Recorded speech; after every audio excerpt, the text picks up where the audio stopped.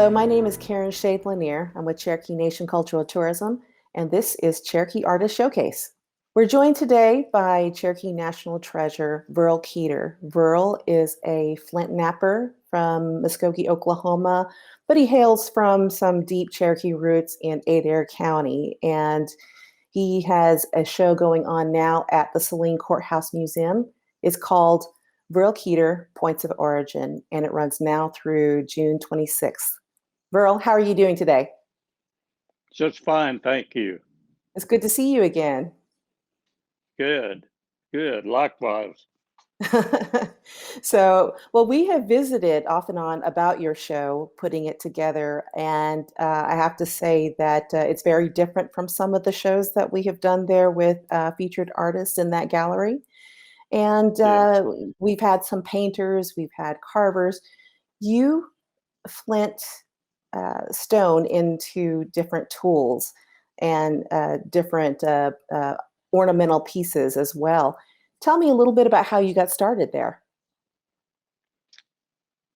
I got started because I grew up in an area in Oklahoma, in northeast Oklahoma, at Stony Point, west of Stillwell. And our ranch, we were cattle ranchers and farmers, dirt farmers, grew green beans and ran cattle up and down the three creeks, which was Caney Creek, Mulberry Creek, and Horn Creek, all converged, and the major streams emptied into the Illinois River, which later became Lake Tenkiller. So our cattle ranges were up and down those different streams. And along those streams, on the banks, and especially we'd find many Indian artifacts that were left by the Fargo Indians who lived there. And these were interesting to find. And the question was how they got there, how they were made. And that began to intrigue me as a small child, primarily about the age of 12, which would be the investigative age of a teenager. So in doing that, I began to decide, well, if someone else could make those, why would I not be able to do the same?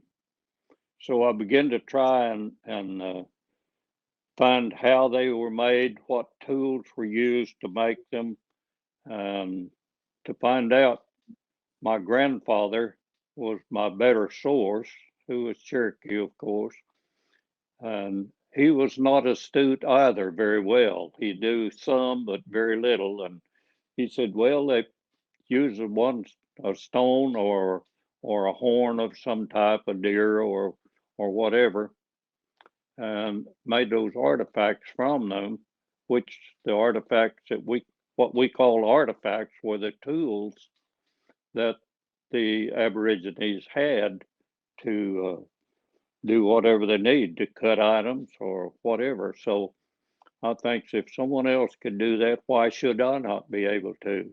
But my grandfather was not good at helping me because he didn't know himself. He just had some basic things and he gave me those, and I tried using another rock, which we call a hammerstone, and those were the first things that I did that manufactured something would resemble an arrowhead or a spear.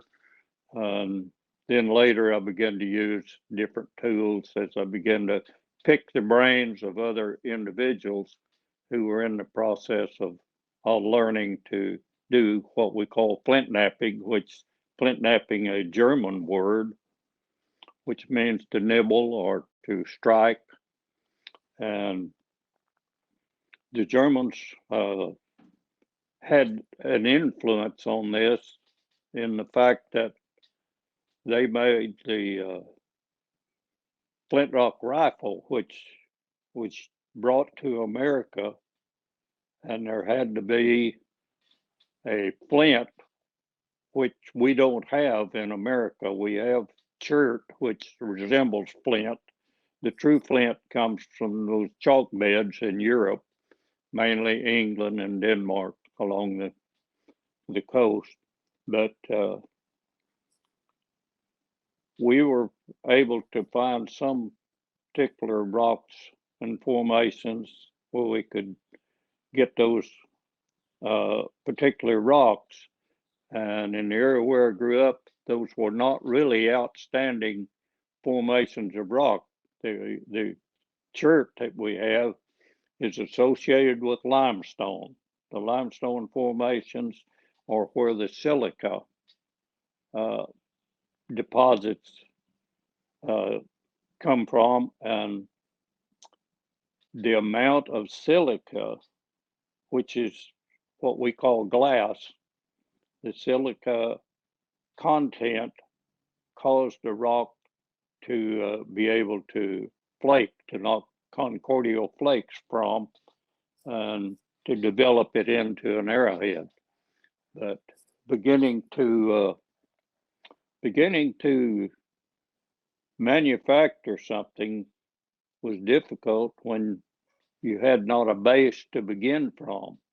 That's when I began to pick other brains that begin to be astute in doing this. And I'm talking about from age 14, generally 14 on up, but on a limited basis because I had school to go through and all those things.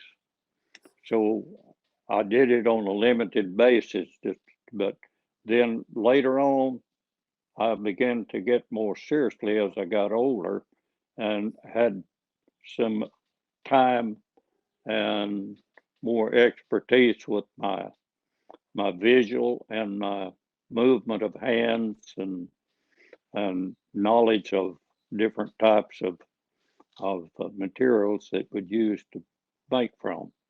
So that's pretty much how I began doing that. And practice makes perfect. So I beat on lots of rocks. It sounds And like you had some pretty big challenges whenever you first started this process and learning how to do this. You mentioned some of the materials that you used, chert. What are some of the other types of materials that you like to work within whenever you're doing a piece? I use a different variety of materials, which would be the primary item is chert, of course, and other items are obsidians and jaspers and opals and any of the materials that you could make the concordial flakes from in order to reduce an item into an article that you could use as a tool or an arrow point, a knife, or whatever. Much of those rocks in and around where I grew up was not an outstanding material, so that's when I began to spread out and go into different areas, finding these areas. I got into the obsidians in Oregon and Northern California. Those two areas I found the excellent obsidians, which is volcanic glass. And it still is the major product. The jaspers are well, the opals are good and all that, but still you go back to the chert. There is one area that I particularly like. It is in what is now the Cherokee Wildlife Management Area in Cherokee County, in what was the old Camp Gruber, which was an army camp during the Second World War. There's one particular area that has some excellent flint. We call it flint, it's actually chert. But this is in a small area in this area, and I get that and I it didn't have a name. It's what's called a boon. So I named it Cherokee boon. And that's what we call it today. And other knappers come to that area to get that particular flint to use. We call it flint generally for use in all types of arrowheads. And from that, as well as other types of chert, we do what's called heat treating. You take the stone and put it in an oven or a kiln, or what the Aborigines did early on was to dig a little inductor into the ground and put their pieces of chert in there and cover it with sand or dirt, and then build a fire over it. Leave that fire over it for 3 to 5 days and let it get into heavy hot coals. They would heat the molecules of the chert so that they were tighter together, more like glass or silica, and it enhances the flint. You could work it raw without heating, but it really makes a difference when you heat treat it. And most of the flint knappers today heat treat their chert if it's heatable. Obsidians and those things are not heatable. It begins to break apart when the heat gets on it. It begins to explode. You talk about some of the qualities that these rocks need to have so that you can do a successful point. What would you say are some of the qualities a person would need if they wanted to become a successful napper, such as yourself? Get a tutor. Go to some of the nap-ins that you hear of. That's a place where people gather and help each other in the instruction of developing arrowheads or making arrow points or whatever. Get with that first. The type of material that you use makes a lot of difference. Use good materials, and it will take a lot of mistakes to overcome those mistakes that you made in getting the right types of fractures in the rock. To you, what you must do in making an arrowhead is reduce materials, and you develop it so in the heating process and in the angles that you hold it when to strike it, and whether it's heat treated or not heat treated, or whether it's necessary to heat treat it or not, makes a lot of difference. But then depend on your friends or other knappers who are, in most cases, most all cases, are more than anxious to assist a beginning flint napper. But use good materials. Get good materials, and it's now available.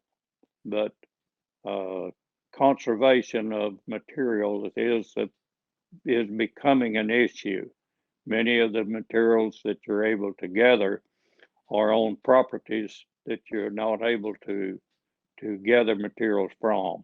The property owners would prefer that you not pick up their rocks and go, but make sure that you, if you're going on a piece of property, you know whose property it is and if it's permissible for you to go on. Now, you mentioned that you have gone to Oregon, to California, and I think you said Washington also, to source some of these materials. Do you get other materials from this region in addition to what you find at the Cherokee Nation Preserve? I travel to any place that I know of that has good material. Arkansas, Missouri, Texas, Oregon, California, then into Ohio and into Florida, and all those different states that have different materials. And today, you're looking now for colorful materials. Previously, you looked for materials that you could work readily, but I travel to all those different places where they do have good flint. Go and get it and pick the brains of people there to know how they use that and to what extent you go to gather that materials. Most of it you can purchase from other dealers. There are dealers now or today that you can purchase different types of material from, but generally I very seldom buy materials from other people. I enjoy going as the original uh, flintknapper did, go and I dig out the rocks myself and dig it out. Then I shape it out, clean it up, and heat treat it if necessary, and then it'll be ready for use. But it's quite a process. I travel extensively for that, and I enjoy doing it. I'm semi-retired now. I still run a cattle operation, but outside of that, primarily I enjoy this, and I put a large part of my time doing that, or fishing or hunting. And now I'm into crappie fishing. It's that time of the year, so we have a crappie feed here with the nappers that come to my place each Wednesday. We've already had one good crappie meal of the fish called crappie, and that's our excellent ones. And some of the individuals like to help cook it and all that. So it's quite an interesting thing. Well, you could probably bring in a lot more people for nap-ins just by telling them you're having a crappie dinner. So Right. now, you mentioned that you still hunt, you still fish. Do you ever use any of the points that you make while you're doing this? I make arrows for hunting that that are they're just excellent arrows in deer hunting or turkey hunting and hog hunting. I've hog hunted a lot of have hog hunted a lot with dogs, finding wild hogs. We're beginning to get the larger numbers of those in our areas now, but earlier, southeast Oklahoma had lots of wild hogs, and I could hunt them and get them bait up with dogs, and could shoot one with an arrow, which was very effective. Turkey hunting, uh, use the arrows for that, and I make a lot of arrows for that, and put the flint or chert point on that I've made, and I sell those points to a number of people for their deer hunting, especially deer hunting. They're just an excellent uh, weapon or tool, rather, to hunt with. With this show at Saline Courthouse Museum, what do you hope that visitors who see your work, who see some of your items for sale there, what do you hope that they take away from what they view? I hope that they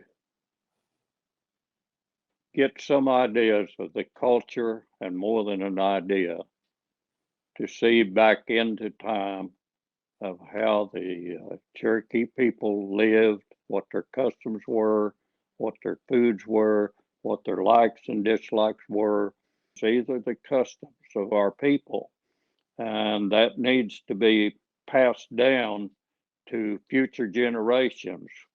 And I find as I do this that the general public, and especially young people, are very interested in learning what the customs of the Native Americans are. These customs and traits, in my opinion, need to be passed on, and I feel I have a duty in order to pass down and explain some of those issues to future generations.